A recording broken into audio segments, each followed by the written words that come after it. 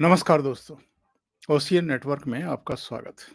एक दिन पहले ही ईरान ने पाकिस्तान के अधिकार क्षेत्र वाले बलूचिस्तान के एक इलाके में 2 जगहों पर एयर स्ट्राइक की थी और उसमें पाकिस्तान ने दावा किया था कि 2 बच्चियां मारी गई। लेकिन ये अर्ध सत्य है। कितने आतंकवादी वहां मारे गए और जिस ट्रेनिंग सेंटर पर ये अटैक हुआ था, उसके आसपास की कुछ तस्वीरें, कुछ वीडियो वगैरह आए हैं। वो पूरा जो है जलता हुआ और पूरी तरीके से ध्वस्त दिखाई दे रहा है। तो इतने बड़े एरिया में केवल 2 बच्चियां ही रहती थी, इस पर तो कोई यकीन करेगा नहीं। पर बड़ी थू-थू हुई पाकिस्तान की और लोगों ने याद कराया कि देखिए 2016 में जब उड़ी में इन्होंने दुस्साहस दिखाया था तो भारत ने सर्जिकल स्ट्राइक करके, यानी पाकिस्तान के भीतर घुस करके इनको मारा था। और इसके बाद जब फरवरी 2019 में पुलवामा हुआ और सीआरपीएफ के 40 जवान वीरगति को प्राप्त हुए, तो भारत ने एयर स्ट्राइक की थी अगेन पाकिस्तान की सीमा में घुस करके बालाकोट स्थित आतंकवादियों के ठिकाने को नेस्तनाबूद कर दिया था। और उसके बाद पाकिस्तान की हिम्मत नहीं पड़ी थी कि वो फिर से उस तरह की गुस्ताखी करे। छुटपुट घटनाएं हो रही हैं, ये केवल अपनी उपस्थिति दर्ज कराने के लिए और कभी-कभी इंटरनेशनल कम्युनिटी का ध्यान आकृष्ट करने के लिए। लेकिन ईरान ने जो कुछ किया, उसके बाद सवाल खड़े होने लगे कि ये पाकिस्तान की जो आर्मी है, क्या चूड़ियां पहन करके बैठी हुई है और क्या इतनी बुज़दिल हो गई है कि कोई भी आता है और घंटे की तरह बजा करके निकल जाता है और ये लोग कुछ नहीं कर पाते हैं। एक तरीके से इनकी इंटरनेशनल बेइज्जती हो रही थी। तो और पाकिस्तान के भीतर से भी सवाल खड़े होने शुरू हो गए थे और जब पाकिस्तानी सेना की आन पर बात आ जाए, तो उसके बाद कहते हैं ना कि मरता क्या ना करता। तो कुछ उसी अंदाज में इन्होंने ईरान पर पलटवार किया है। जो ईरान का सिस्तान प्रांत है, वहाँ पर इन्होंने दावा किया है कि कुछ आतंकवादी ठिकानों पर हमने मिसाइलें छोड़ी हैं, हमले किए हैं और कुछ लोग मारे गए हैं। लेकिन इसके बाद जो पाकिस्तान के फॉरेन डिपार्टमेंट ने बयान जारी किया है, उससे तो ऐसा लगता है कि हमला तो किया है इन्होंने, जवाब तो दिया है ईरान को, लेकिन अब ये जैसे क्षमा प्रार्थी के रूप में हाथ जोड़ करके खड़े हैं ईरान के सामने कि जी हम आपकी अ, संप्रभुता का, एकता, अखंडता का पूरा सम्मान करते हैं। लेकिन मतलब हमारी मजबूरी थी जी, हमें समझने की कोशिश करो। तो ये हो क्या रहा है? और भारत ने जो कुछ किया था, क्या ईरान ने उसको जस्टिफाइड किया है? क्योंकि भारत का भी बयान आया है, उस बयान की भी चर्चा करेंगे हम। मेरे साथ सीधे जुड़ रहे हैं सुमित जैन साहब चीन से और उनसे समझने की कोशिश करते हैं। सुमित जी, नमस्ते। नमस्कार ओंकार जी। बहुत ही खबरों का बब्बार चला हुआ है आजकल पाकिस्तान से। बिल्कुल शांति थी, हॉट हो गया एरिया पूरा। ये बताइए, ये पाकिस्तान ठीक है, उसकी मजबूरी थी कि वो भी 1-2 मिसाइल दागे, क्योंकि ये तो आन पर बन आई थी और देश के भीतर से ही सेना के पराक्रम पर, शौर्य पर सवाल खड़े होने शुरू हो गए थे। लेकिन जिस तरीके से पाकिस्तानी विदेश मंत्रालय अब अपोलोजेटिक दिखाई दे रहा है, उसके बयान पर भी हम आएँगे क्या-क्या कहा है। लेकिन क्या पाकिस्तान जवाब देने के बाद भी बैक फुट पर दिखाई दे रहा है और ये हालात क्यों पैदा हुए हैं? ओंकार जी, पहली बात ये है कि आन उनकी होती है जिनकी कोई शान हो। इनकी ना जी, तो आन है, ना बान है, ना शान है। तो इसलिए इनकी शान पे कोई आई नहीं है, कुछ भी ऐसा नहीं है। हाँ, ये जरूर है कि ये अपोलोजेस्टिक जो हो रहे हैं उसका रीजन क्या है। रीजन है, इन्होंने ईरान के मधुमक्खी के छत्ते में हाथ डाल दिया, जो इनकी औकात नहीं थी पाकिस्तान की। ये आप भी जानते हैं, हम भी जानते हैं। इन्होंने हमारे यहाँ पर हाथ डालने की कोशिश करी थी। ये मनमोहन सिंह की गवर्नमेंट नहीं है, मोदी जी की गवर्नमेंट है। और अच्छी तरह से 2 बार इनको जवाब दे दिया गया। इनको था ये हिंदू सरकार है, ये हमारे साथ क्या पंगा लेंगे। हिंदू तो डरपोक होता है, लेकिन इन हिंदुओं ने बता दिया कि हम जब अपनी आई पे आते हैं तो हमारे पास आन भी है, शान भी है। हम तुम्हारा वो हाल करेंगे, तुम जिंदगी भर याद रखोगे। उसके बाद से ये शांत है। अफगानिस्तान से भी पंगा लेने की कोशिश करी, वहां भी मधुमक्खी का छत्ता निकला। इनको लग रहा था हमारा ब्रदर भाई है, हमें कुछ नहीं कहेगा। वहां पर भी इनकी जग हसाई हुई, और हमने वो सारी वीडियोस देखी हैं। इनकी आर्मी के लोग, जैसे ही तालिबान के लोग इनकी चौकियों के पास पहुंचते थे, वो अपने हथियार छोड़कर भागने के लिए मजबूर होते थे, सरेंडर करते थे। अभी इनको भी मालूम है हमने ईरान के साथ पंगा लिया है। ईरान वो कंट्री है जिसने आज सऊदी अरेबिया के चने चबवाए हुए हैं। इसराइल में वहां पर हमास को सपोर्ट करके वहां पे हालत खराब की हुई है। रेड सी में हाउथी जो रिबल्स हैं उनको भी सपोर्ट करके आप देख लीजिए, अमेरिका हो, यूके हो, सारी शिपिंग लाइंस को इन्होंने तंग किया हुआ है। ये है ईरान की पावर आज की डेट में। और ईरान, पाकिस्तान इनके सामने एक घंटा भी टिक नहीं पाएगा अगर ईरान अपनी आई पर आ गया। इसलिए एक तरफ तो अटैक कर दिया अपने पब्लिक कंजप्शन के लिए कि देखिए जी हमने ये काम कर दिया।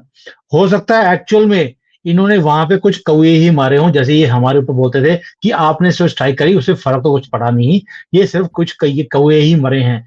इन्होंने वहां पर एक्चुअल में कुछ कौए मारे हों, कोई बड़ी बात नहीं है, बट अपने लोगों के सामने हैंकने के लिए, देखिए पाकिस्तान की आर्मी असीम कौम, असीम ये अजीम वो, ये दिखाने के लिए इन्होंने ये हरकत करी है। लेकिन साथ में ही घुटने पे आ गए, क्योंकि इन्हें मालूम है अब ईरान भी इसका रिटेलिएटरी आंसर देगा, और वो ऐसा होगा जो पाकिस्तान याद रखेगा। उससे डरते हुए पहले ही सरेंडर कर दिया। वैसे भी ये सरेंडर वाली कौम ही है। जरा इस बयान पर नजर डाल लेते हैं जल्दी से। इस बयान में ये कहा गया है पाकिस्तानी विदेश मंत्रालय की तरफ से, पिछले कई सालों से ईरान के साथ बातचीत में पाकिस्तान ने लगातार ईरान के अंदर खुद को सरमार्चर्स कहने वाले पाकिस्तानी मूल के आतंकवादियों को पनाह मिलने पर अपनी गंभीर चिंताओं को साझा किया। पाकिस्तान ने इन आतंकवादियों की मौजूदगी और गतिविधियों के ठोस सबूतों के साथ कई डोजियर भी साझा किए। हमारी गंभीर चिंताओं पर कार्रवाई की कमी के कारण ये आतंकी निर्दोष पाकिस्तानियों का खून बहाते रहे। आज की कार्रवाई इनकी आतंकी गतिविधियों की विश्वसनीय खुफिया जानकारी के बाद की गई। फिर ये आगे लिखते हैं कि पाक विदेश मंत्रालय के स्टेटमेंट में आगे कहा गया है, ये कार्रवाई दिखाती है कि पाकिस्तान सभी खतरों के खिलाफ अपनी राष्ट्रीय सुरक्षा की रक्षा करने के लिए दृढ़ संकल्पित है। इस अत्यधिक जटिल ऑपरेशन को सफलता के साथ करना पाकिस्तान सशस्त्र बलों के हुनर को भी दिखाता है। वाह!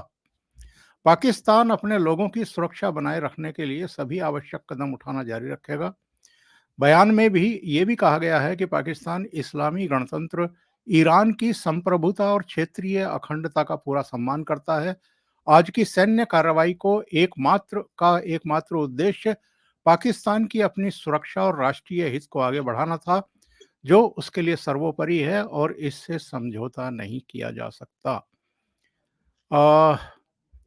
सुमित जी, एक बात कही है इन्होंने कहा है कि साहब पाकिस्तान ने इन आतंकवादियों की मौजूदगी और गतिविधियों के ठोस सबूतों के साथ कई डोजियर भी ईरान के साथ साझा किए। हमारी गंभीर चिंताओं पर कार्रवाई की कमी के कारण ये आतंकी निर्दोष पाकिस्तानियों का खून बहाते रहे।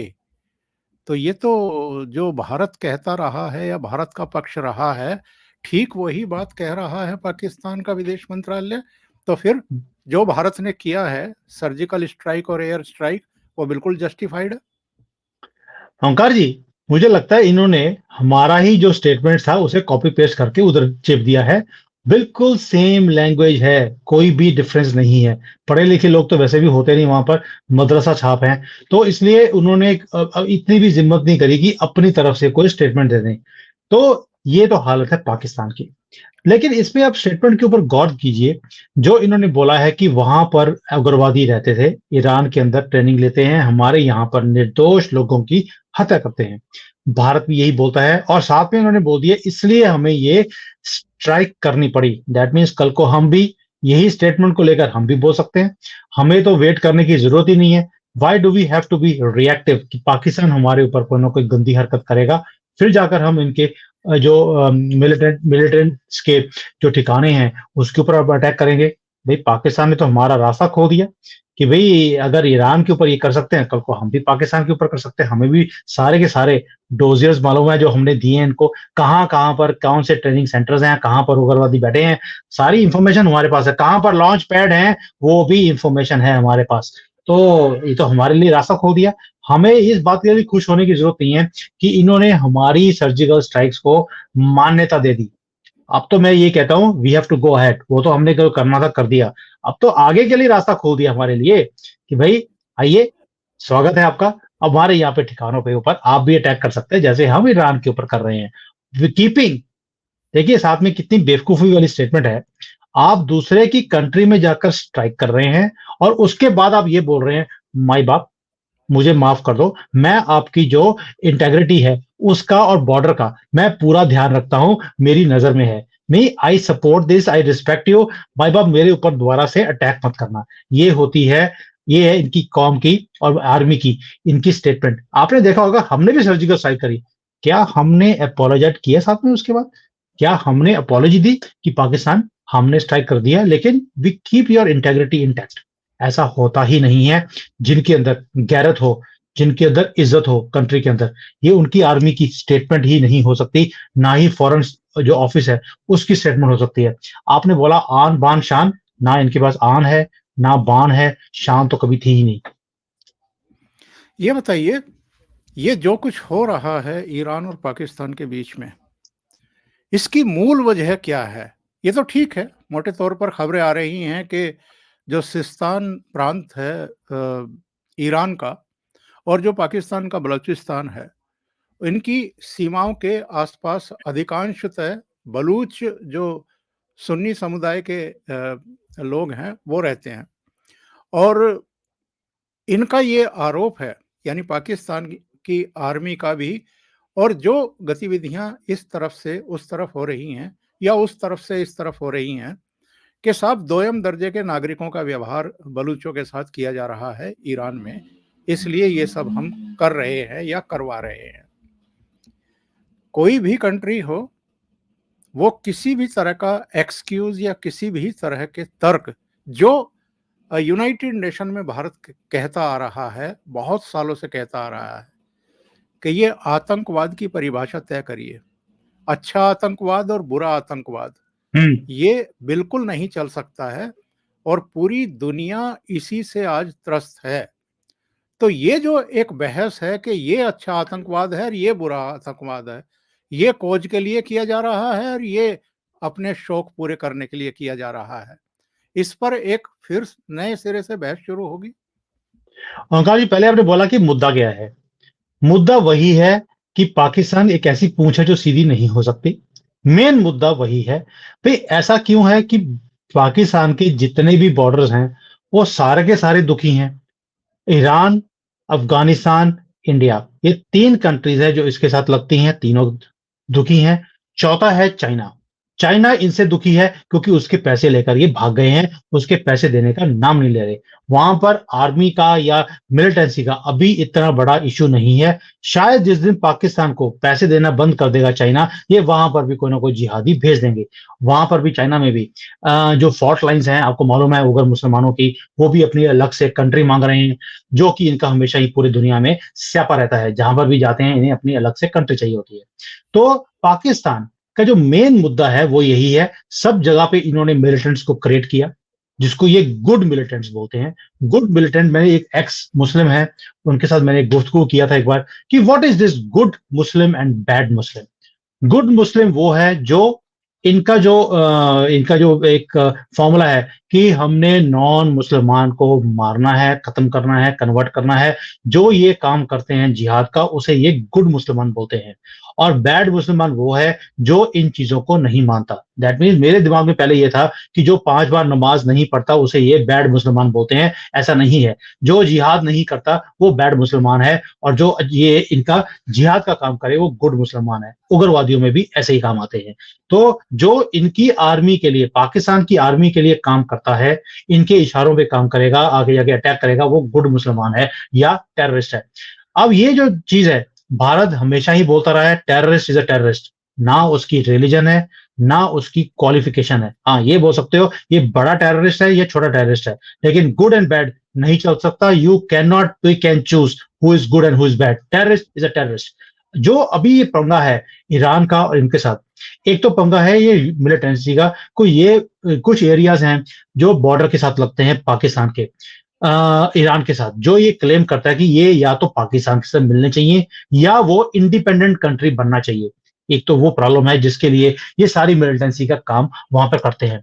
बलोचियों ने भी क्या किया है, बलोचिस्तान अपनी फ्रीडम फाइटिंग के लिए 47-48 से ही लगे हुए हैं, आपको भी मालूम है। वो उन्होंने अपने बेसिस ईरान में अंदर बैठाए हुए हैं, वहां से बैठकर वो ऑपरेशंस को करते हैं। सो टू वे एक आने जाने का प्रोसेस है इन दोनों कंट्रीज के बीच में। और जो मेजर प्रॉब्लम है वो फॉल्ट लाइन जो बिल्कुल हॉट अप हो जाती हैं, वो शिया सुन्नी का भी है। ये पाकिस्तान एक सुन्नी कंट्री है, वो शिया कंट्री है, वो भी एक इनका फॉल्ट लाइंस है जो कभी भी, जिसको बोलते हैं कि पेट्रोल डाला हुआ है सिर्फ तीली लगाने का काम है। जैसे राहुल गांधी ने भारत में पेट्रोल डाला हुआ है तीली लगाने के लिए बैठा रहता है, वैसे ही इनकी दोनों कंट्रीज के बीच में पेट्रोल हमेशा ही बिछा रहा है।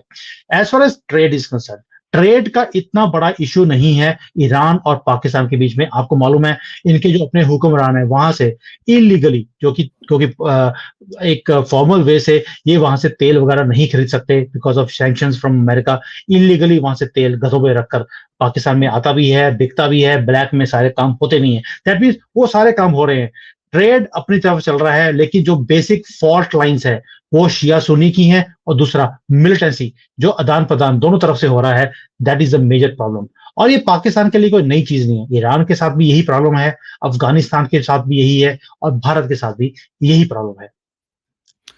एक सड़क है, उस सड़क पर सामने से एक भारी भरकम ट्रक आ रहा है और बहुत ही सोफिस्टिकेटेड तरीके से आ रहा है।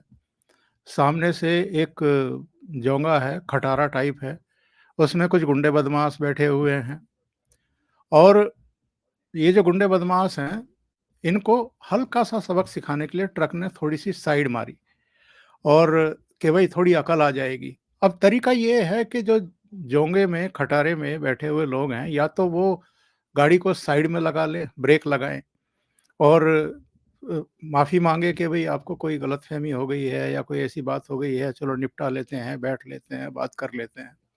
पर पीछे हटाए जोंगा को और ब्रेक मारने के बजाय वो एक्सेलेरेट कर दे उसको, रेस पर पैर दबा कर के उस भारी भरकम ट्रक से जो है टक्कर मार दे जाकर के, तो नुकसान किसका होगा सुमित जी? देखिए ओंकार जी, आपका एग्जाम्पल बिल्कुल परफेक्ट है पाकिस्तान के लिए, लेकिन ये वो आदत, ये वो वाले गुंडे हैं जिन्हें अकल नहीं आ सकती। ये सिर्फ अपने लोगों को खुश करने के लिए, क्योंकि ये अपने आप को बोलते हैं हम बड़ी इमोशनल कौम है, ये उनके इमोशंस के साथ खेलते हैं। देखिए आपकी फौज ईरान से भी पंगा ले लिया, भारत को हमने आके पहले ही हमने नाको चने चबाए हुए हैं, अफगानिस्तान को हम आंख दिखा के दिखा खड़े हुए हैं हम लोग। ये सिर्फ कंजम्पशन के लिए है, हुआ दुआ कुछ भी नहीं है। ये सिर्फ आज इन्होंने पंगा ले लिया, अगर इन्होंने पंगा लिया होता जैसे भारत ने पाकिस्तान के साथ पंगा लिया था, भाई हमने दिखाई अपनी ताकत, आपने क्या किया उसके बाद? कुछ भी नहीं। और आज आपने अगर क्लेम करते हैं कि हमने वहां पर एयर स्ट्राइक कर दी है, तो इतनी अपोलॉजी देने की जरूरत क्या थी आपको? इतनी भी गैरत नहीं है आपके अंदर। तो इसी को दिखाते हैं, ये गुंडे वो वाले हैं जो बदमाशी की तरह खड़े होते हैं, लेकिन जैसे ही सामने योगी जैसा कोई आदमी आता है, ये घुटने टेक देते हैं, गले में पटक डाल के आते हैं कि हमें गोली मत मारना, हम सरेंडर खुद करने वाले हैं। आपने देखा यूपी में क्या हाल होता है आज की डेट में, वही हाल पाकिस्तान का ईरान के सामने है। गुंडागर्दी दिखाने की कोशिश करी पोस्टर दिखाकर कि भाई हम डरते नहीं, हम पाकिस्तान है, हम ये हैं, लेकिन जैसे ही इन्हें पता लगा कि ईरान अब इन्हें छोड़ने वाला नहीं है, और भाई इजराइल जैसी कंट्री, उसकी जो मोसाद है, जो दुनिया की नंबर 1 जिसको हम कहते हैं एक तरह से इंटेलिजेंस एजेंसी है, उसके लोगों को नहीं छोड़ा ईरान ने। पाकिस्तान कौन से खेत की मूली है? और पाकिस्तान को भी ये चीज मालूम है कि ईरान एक ऐसा कंट्री है जिससे इवन अमेरिका जैसी कंट्री भी डरती है, सऊदी अरेबिया भी पंगा लेने से डरता है। तो पाकिस्तान ने पहले ही सरेंडर कर दिया। तो ये पहले होता था, ये पहले सरेंडर करते थे, जब भी किसी को देखा उसके सामने सरेंडर कर दिया। इस बार तो ये है कि दूसरे ने अभी आंख भी दिखाई नहीं है, उससे पहले ही सरेंडर कर दिया। ये है पाकिस्तान का डीएनए एक्चुअल में। और शायद भारत की जो आर्मी है, भारत की सरकार है, उसके लिए परफेक्ट मौका है नापने के लिए कि टेम्परेचर कितना है पाकिस्तान की आर्मी का। भाई इसकी तो पतलून वैसे ही इमरान खान उठा के ले गया था इनके कोर कमांडर के घर से, अब तो ये पतलून के बिना ही बैठे हैं। इस बार तो वो भी उतारने का टाइम नहीं है इनके पास। तो ये this is the perfect time, शायद भारत की सरकार भी ये टेम्परेचर को नोट कर रही है। तो मैं ऐसे ही मेरे दिमाग में एक थॉट आया था ओंकार जी, जी, कि जी। इस वक्त अफगानिस्तान, ईरान, भारत, तीनों कंट्रीज इससे तंग है, इसको सबक सिखाना चाहते हैं। अगर किसी तरीके से ये तीनों कंट्रीज इकट्ठे हो जाएं हम 1 घंटे में इसे परमानेंटली सबक सिखा सकते हैं पाकिस्तान नामक जानवर को। बस इश्यू यही है, अभी जयशंकर जी सिर्फ ईरान जाकर आए हैं, अफ़गानिस्तान का भी चक्कर लगाए थे, तो काम पूरा हो जाता। नहीं, ये बताइए कि सोशल मीडिया पर तो बड़े मज़े लिए जा रहे हैं कि जैसे ही एस जयशंकर साहब ने लैंड किया ईरान में, वैसे ही ये कर्मकांड हो गया। और इससे 2-3 दिन पहले ही ईरान और पाकिस्तान के विदेश मंत्रालय के ऑफिशियल्स के बीच में बातचीत हो रही थी। एक साझा ट्रेनिंग भी चल रही थी, सैन्य ट्रेनिंग चल रही थी। इसके बावजूद ईरान ने अगर इतना बड़ा काम कर दिया, तो ये क्या संकेत देता है? इनकी फॉरेन पॉलिसी पूरी तरीके से फेल है। इनकी आर्मी को कोई सीरियसली लेने को तैयार नहीं है। आर्मी तो छोड़िए, पाकिस्तान को ही कोई सीरियसली लेने को तैयार नहीं है। ओंकार जी, हमने सनातन में बोलते हैं कर्मा, जो आप किसी के साथ करेंगे, आपके साथ वही होगा। आपको याद होगा अटल बिहारी वाजपेयी जब इनके पास गए थे, उसके 1 हफ्ते के बाद वहां पे कितना इन्होंने भारत ने एक दोस्ती का हाथ बढ़ाया इनकी तरफ कि मिल बैठ के बात करते हैं, सारे डिफरेंसेस को खत्म करते हैं, सारे इसको चीजों को साइड पे रखकर तरक्की की बात करें। इन्होंने उसके बाद कारगिल कर दिया। मोदी जी गए वहां पर, इन्होंने उसके बाद हमारे ऊपर फिर स्ट्राइक कर दी। आज इनके साथ वही काम हो रहा है। इनका सो कॉल्ड टेम्पररी प्रधानमंत्री, वो भी दावोस में जाकर वहां पे ईरानियन डेलीगेशन से मिल रहा था। वो वहां मिल रहा था, इनकी डेलीगेशन यहाँ पर भी पहले बैठकर इनकी बातें हुई हैं, और वही हरकत इनके साथ हुई जो इन्होंने भारत के साथ की थी। कर्मा है, वापस उसी तरीके से इक्वल एंड ऑपोजिट डायरेक्शन में आता जरूर है, और वही काम पाकिस्तान के साथ भी हुआ है और होना भी चाहिए था। इसका जो सोशल मीडिया के ऊपर मैंने देखा है कि भारत के अंदर जो बड़ी पींगे डाली जा रही है कि देखिए जी जयशंकर जी गए थे, 24 घंटे के बीच में अटैक हो गया। मुझे नहीं लगता कि कहीं भी जयशंकर जी का ऐसा हाथ होगा। भारत इस कामों में पड़ता ही नहीं है। We are Sanatanis. हम कभी भी ऐसे काम नहीं करते, जो करते हैं खुद करते हैं, किसी को बोलकर नहीं करवाते। पहली बात तो ये सनातनी का हमेशा ये लोगों को याद होना चाहिए। दूसरा, जो मैंने एक छुरली छोड़ी है अभी, कि अगर जयशंकर जी ईरान जाकर आए हैं, अगर अफगानिस्तान भी जाए थे उसके बाद, तो फिर ये काम हम 1 घंटे में कर सकते हैं। हो सकता है कि 24 के इलेक्शन से पहले पहले कोई बड़ा काम हो जाए। और जयशंकर जी पहले ही रशिया में जाकर बोल के आ चुके हैं, 24 में हमने एक बहुत बड़ा काम करना है। आगे नहीं बोला, उसके बाद dot dot fill in the blank है। फिल इन द ब्लैंक अब आप खुद भर सकते हैं। बहुत बड़े संकेत आप दे रहे हैं। सुमित जी, बहुत-बहुत धन्यवाद। ओशियन नेटवर्क के लिए आपने समय निकाला। बहुत-बहुत धन्यवाद आपका। थैंक नमस्कार। You sir. नमस्कार। नमस्कार।